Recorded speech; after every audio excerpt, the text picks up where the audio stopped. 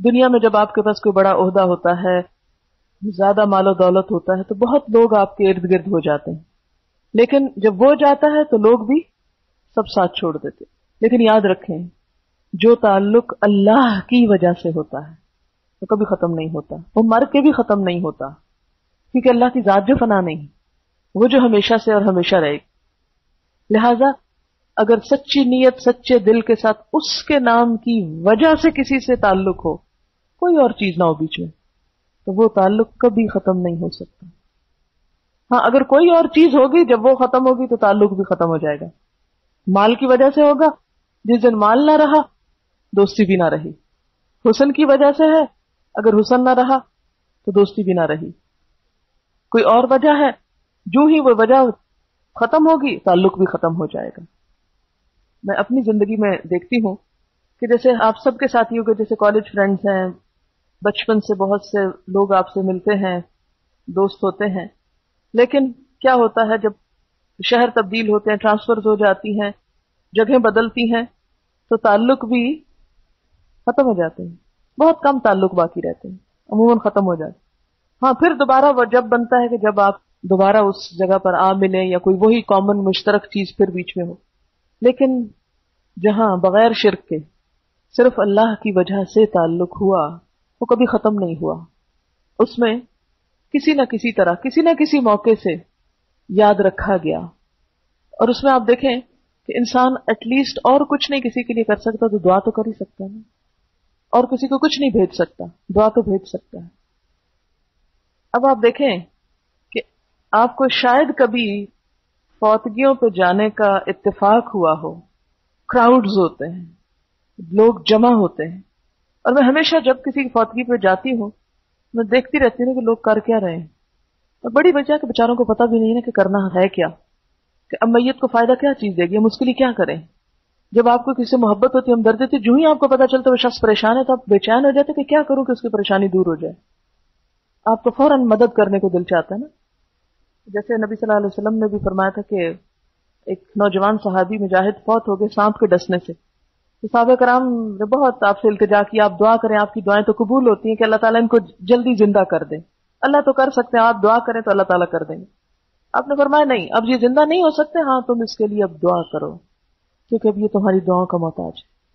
اور سب نے اس کے لیے دعا کی. اور آپ نے فرمایا کہ زندوں کا تحفہ مردوں کے لیے دعا ہے. دنیا دارانہ تعلقات کی وجہ سے جب لوگ کسی کی فوتگی پر بھی آتے ہیں تو عموماً میں نے دیکھا ہے کہ دعا کم ہی کرتے ہیں.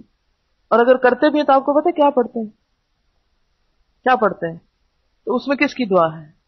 اس میں پھر اپنے لیے دعا ہے، اہدنا الصراط المستقیم، اللہ ہمیں سیدھا رستہ دکھا. بیچارہ مرا وہ، اور اس کے مرنے پہ آپ سیدھا رستہ مانگ رہے ہیں. اللہ کرے کہ اس موقع پر ہی کسی کو سیدھا رستہ مل جائے. اچھی دعا ہے لیکن آپ کی اپنے لیے ہے، مرنے والے کو نہیں اس سے فائدہ. مرنے والے کو اس دعا سے فائدہ جو اس کے لیے ہو، جو نبی صلی اللہ علیہ وسلم نے مانگی. اب آپ دیکھیں کہ بہت دفعہ اتفاق ہو، کیونکہ موت ایسی چیز ہے کہ جس میں انسان دشمن کی موت بھی پہنچ جاتا ہے نا. مجھے بہت افسوس ہوتا ہے، اور بعض اوقات جب میں کہتی ہوں لوگوں کو کہ آئیں دعا مانگتے ہیں، تو اس میں بعض اوقات دعا مانگتے مانگتے میری نظر اٹھ جائے تو کچھ لوگ ادھر ادھر دیکھ رہے ہوتے ہیں، اس دعا میں بھی کانسنٹریٹ نہیں کرتے. تم کہتے ہیں یہ کیا کرنے آئے ہیں، صرف دنیا میں حاضری لگوانے کے لیے کہ فلاں کے مرنے پہ ہم حاضر ہوئے تھے، یا کھانے پینے کہ بیٹھے رہتے ہیں آ کے جب تک کھانا نہیں آتا، کھانا کھا کے پھر جاتے ہیں. اب کیا ہوا، دینے کی بجائے الٹا حاضر باش لشکر بن گئے، لینے والے بن گئے.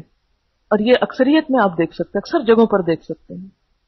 تو اس سے آپ اندازہ لگائیں کہ جب بھی اللہ کے نام کے بغیر کسی اور وجہ سے دوستی ہوگی، وہ وقتی ہوگی، عارضی ہوگی، فانی ہوگی اور الٹیمیٹلی نقصان دہ ہوگی. لیکن جب اللہ کے نام کی وجہ سے ہوگی تو صرف دنیا تک نہیں ہوگی، قبر میں بھی اس کے تحفے پہنچیں گے، فائدے ہوں گے. ایک میرے ساتھ بہت بڑا حادثہ ہوا تھا، یہ 1986 کی بات ہے. میری بہت عزیز دوست، کالج کی فرینڈ تھی، اور اس کے ساتھ بھی میری دوستی کی وجہ یہ تھی کہ قرآن کی حافظ تھی اور بہت اچھے اخلاق کی لڑکی تھی، بہت اچھے اخلاق کی. بہت کم لوگ میں نے زندگی میں اتنے با اخلاق اور اتنے بامروت دیکھے. تو اب یہ کہ میں اور وہ جب کالج میں ہوتے، جب واک کر رہے ہوتے یا کوئی بھی کام کر رہے ہوتے تو ہمیشہ الحمدللہ ہماری دین ہی کے موضوع پہ بات ہوتی. میں اسے کہتی کہ مجھے قرآن سناؤ. مجھے اچھی طرح یاد ہے وہ دن جب اس نے مجھے سورۃ القصص سنائی تھی اور اس میں فرعون کا یہ سارا قصہ، موسیٰ علیہ السلام اور فرعون کا. پھر اسی طرح آداب زندگی شاید ساری میں نے اس کے ساتھ یا اس کا کافی بڑا حصہ مل کے میں نے پڑھا تھا کہ ہم ایک ایک پوائنٹ پڑھتے، ڈسکس کرتے، پھر وعدہ کرتے کہ ہم اس پہ عمل کریں گے. ایک ایک چیز اور ڈسکشن سے انسان بہت سیکھتا ہے.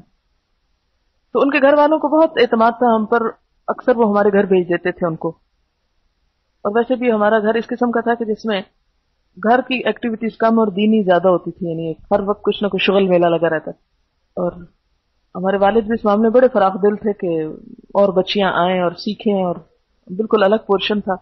اس لیے کسی قسم کی کوئی فکر، خطرے، خوف والی بات بھی نہیں ہوتی تھی. لوگ اکثر بچیوں کو بھیج دیتے تھے تو ہم راتوں کو بھی جاگتے، عبادت بھی کرتے، شب بیداری. یہ نہیں کہ صرف رمضان میں ہوتی تھی، رمضان کے علاوہ بھی راتوں کو جاگ کے عبادت ہوتی تھی. مہینے میں ایک دن جیسے مقرر کیا ہوا ہوتا تھا کہ آج کا دن ہم سب دوست مل کے رات کو جاگیں گے، نفل پڑھیں گے اور دین کی باتیں کریں گے.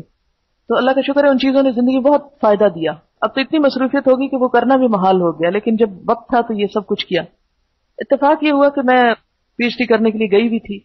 واپس میں آئی تو اس سے ملاقات کے لیے میں گئی. ایک دفعہ ملاقات ہوئی تو جب میں نے جانا تھا تو اس سے ایک دن پہلے میں نے کہا کہ میں جا کے مل آتی ہوں. وہ پریگننٹ تھی، آخری دن تھے بالکل اس کے بچے کی ولادت کے. میں نے کہا اس کو کیا تکلیف دوں گی، میں خود مل کے آتی ہوں. میں چلی گئی اس کے ساتھ، کافی دیر تقریباً آدھا دن گزارا ہوگا. بہت باتیں ہوئیں اور باتیں بھی یہی تھے. کالج میں پڑھا رہی تھی ان دنوں میں. میں نے کہا تم اپنے اسٹوڈنٹس کو کیا بتاتی ہو، کیا سکھاتی ہو، کلاس میں کیا ہوتا ہے؟ کیونکہ جب کبھی خط لکھتی تھی یہی بات کہ تم نے کچھ سکھانا ہے، کرنا ہے. اس دن بھی یہی باتیں بہت دیر تک ہوتی رہیں. اس کے بعد دروازے تک وہ چھوڑنے کے لیے آئی اور ہمیشہ میرا یہ ہوتا تھا خدا حافظ کر کے جب میں نکلنا تو ایک نظر پھر میں ضرور پلٹ کے دیکھتی تھی کہ میرے منہ پہ الفاظ دیکھیں اللہ تعالیٰ پھر کب ملاتا نا. یہ کہہ کے تو میں چلی آئی. اسی شام کو اس کو پینز شروع ہوئی، رات کو اس کو ڈیلیوری ہوئی اور اسی ڈیلیوری میں وہ فوت ہو گئی. یعنی چند گھنٹے کا فاصلہ تھا میری ملاقات اور اس کی وفات میں. اور مجھے اس وقت کوئی اطلاع نہیں ملی. صبح کے وقت میں تیاری میں تھی واپس جانے کی تو مجھے اطلاع ملی کہ اس کی ڈیتھ ہو گئی. اور مجھے یوں لگے جیسے زمین پاؤں سے نکل گئی. بہت بڑا صدمہ تھا میرے لیے، بہت بڑا، کیونکہ بہت عزیز تھے مجھے. بہت شدید صدمہ کہ ناقابل برداشت حد تک. لیکن بہت اللہ نے حوصلہ دیا. اسی وقت میں چلی گئی اس کے پاس. اب یقین کریں کہ میرا حوصلہ نہیں پڑ رہا تھا کہ میں اس کے جسم کو ہاتھ لگاؤں. یہ نہیں کہ کوئی نفرت کی وجہ سے کچھ، لیکن بالکل ایسے جیسے میں خود پتھر ہو چکی ہوں. اور بہت عجیب کیفیت کہ یہ کیا ہو گیا ہے. خیر اس کے جسم پر خون لگا ہوا تھا. مجھے یوں لگ رہا جیسے شہید نہیں ایک لیٹا ہوا ہوتا، بالکل ایسے ہی، بالکل فریش چہرہ. میں نے کبھی اسے غیبت کرتے ہوئے نہیں پایا تھا. اتنی بڑی خوبیوں کی مالک. خیر بہت دعائیں اس کے لیے کی. چونکہ میری فلائٹ تھی اور انٹرنیشنل فلائٹ تھی اور اس کے لیے مجھے ایئرپورٹ تک پہنچنا تھا. سرگودا میں ایئرپورٹ نہیں، دوسرے شہر جانا تھا. تو میں اس کے جنازے تک نہ رک سکی، لیکن جتنا مجھے میکسیمم ٹائم ملا میں رکی. بہت دعائیں کی. آپ یقین کریں اس کے بعد میرا سفر شروع ہوا. سارے سفر میں مسلسل دعا کی. رات کے وقت اسے دفنانا تھا. رات بھر میں اس کے لیے کہ اب وہ قبر میں ہوگی، اب اس کے ساتھ حساب ہو رہا ہوگا، اب اس کے ساتھ یہ ہو رہا ہوگا، اب اس پتہ نہیں. مجھے ایک ایک پچھلی راتیں یاد آ رہی تھی کہ جو ہم نے عبادت میں اکٹھے گزاری، باتوں میں اکٹھے گزاری. تو کبھی میں ایسی دیوانگی میں باتیں شروع کر دیتی. اچھا فرشتوں نے کیا کہا آپ سے، آپ پاس ہو گئی ہیں، آپ نے اس فلاں بات کا کیا جواب دیا. اور پھر اس کے بعد پورا تھرو آؤٹ لنڈن تک کا سفر، آگے گلاسکو کا سفر، یعنی 2 دن تقریباً میرے سفر میں. سفر کی دعائیں کتنی قبول ہوتی ہیں. مسلسل دعائیں، مسلسل دعائیں. مجھے سب کچھ جیسے بھول گیا اور صرف دعا ہی دعا. پھر اس کے بعد جب میں یونیورسٹی میں جاتی، بیٹھتی، پڑھتے پڑھتے پھر میرے دماغ پہ ایسی غلبہ سوار، پھر دعائیں. پھر ایک عرصے تک میری یہی کیفیت رہی کہ مسلسل دعائیں کی میں نے اس کے لیے.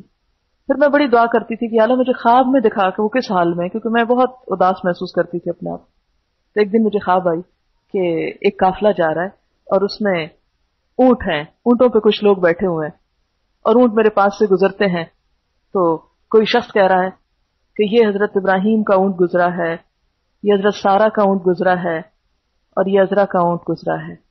بس میری پھر تسلی ہوگی. اس کے بعد جیسے کہ میرا فرض پورا ہو گیا کہ میں نے اس کو ایک اچھے حال میں دیکھ لیا. میں نے کہا بس اب مجھے فکر کی ضرورت نہیں. تو اب بھی یہ ہوتا ہے کہ میں اکثر اس کے لیے دعا کرتی ہوں. اس شدت سے تو نہیں جو میں شروع میں جب تک میری وہ کیفیت رہی میں بہت زیادہ دعائیں کی. اب میں یہ کہتی تھی کہ وہ مجھے کچھ بھی نہیں دے کے گئی تھی، نہ وہ کوئی روپیہ پیسہ دے کے گئی تھی، نہ مجھے کوئی اور انعام دے کے گئی تھی. مجھے کیا کہا تھا اس نے مجھے کچھ بھی نہیں کہا تھا، صرف دین کے لیے ایک محبت تھی اللہ کے نام پر. تو ہمیشہ یاد رکھیں کہ جو محبت دین کی وجہ سے ہوتی ہے، جس میں صرف اللہ کا نام ہوتا ہے، اور اگر آپ اس کی بیٹھ کے بات کریں گے، اس ایمان میں اضافہ کریں گے اس دوستی کی وجہ سے، تو نہ صرف یہ کہ مرنے کے بعد وہ کام آئے گی، بلکہ عرش کے سائے تلے جو لوگ ہیں، عرش کے سائے تلے جس دن کوئی سایہ نہ ہوگا، اس سائے تلے جو لوگ ہوں گے ان میں سے بھی وہ ہوں گے کہ جو اللہ کی خاطر ایک دوسرے سے محبت کرنے والے، اسی کے نام پہ اکٹھے ہونے والے اور اسی کے نام سے الگ ہونے والے. اتنا بے وفا ہو جائے گا انسان اپنے رشتہ داروں کے لیے بھی. یوم یفر المرء من اخیہ وامہ وابیہ وصاحبتہ وبنیہ لکل امرئ منہم یومئذ شأن یغنیہ. جس دن انسان بھاگے گا کس سے؟ یوم یفر المرء من اخیہ، اپنے بھائی سے، خون کے رشتوں سے بھاگے گا، اپنے ماں سے، اپنے باپ سے، اپنے بیٹے سے، اپنی بیوی سے، ہر ایک سے بھاگے گا. خون کے رشتے اجنبی ہو جائیں گے. سارا مال وہ کہے گا کہ یہ لے لو اور میری جان چھوڑ دو. ہر چیز کو وہ، جیسے وہ آتا نا الاخلاء یومئذ بعضهم لبعض عدو الا المتقین، دوست دوست کے دشمن بن جائیں گے سوائے متقی لوگوں کے، سوائے ان لوگوں کے کہ جو دنیا میں ایک دوسرے کو تقویٰ کی اور نیکی کی تلقین کرتے رہے. باقی تو ایک دوسرے کے گلے پڑیں گے، ایک دوسرے کو لام تان کریں گے، ایک دوسرے سے لڑیں گے اور ایک دوسرے کو بلیم کریں گے کہ تو نے مجھے بہکایا تھا، وہ کہے گا تو نے مجھے بہکایا تھا، وہ کہے گا تو نے میرا وقت ضائع کیا، کہے گا تو نے میرا وقت ضائع کیا، اور لڑتے لڑتے جہنم میں جا گریں گے. تو اس لیے اللہ کے نام پر جو بھی کام ہوتا ہے وہ ہمیشہ پائیدار ہوتا ہے. کوئی کام آپ شروع کریں اور اس میں آپ کی نیت یہ کہ اللہ راضی ہو، تو خواہ آپ کو اس کے نتیجے میں صفر بھی نہ نکلے، کوئی آپ کو کوئی صلہ نہ دے، کوئی تعریف، آپ کسی کی خدمت کر رہے ہیں اور اس لیے کر رہے ہیں کہ اللہ راضی ہو آپ سے، جواب میں وہ آپ کو گالیاں بھی دے تو آپ کرتے رہیں گے، پھر نہیں چھوڑیں گے. لیکن اگر آپ اس لیے کر رہے ہیں کہ اس سے مجھے کچھ مل جائے اور اگر وہ نہیں دے رہا تو آپ کام بھی چھوڑ دیں گے. آپ کو کیوں میں کروں، مجھے کیا دیا اس نے، میرے کس کام آیا، میرے ساتھ کیا کیا. ہر وقت آپ حساب کتاب میں مبتلا رہیں گے.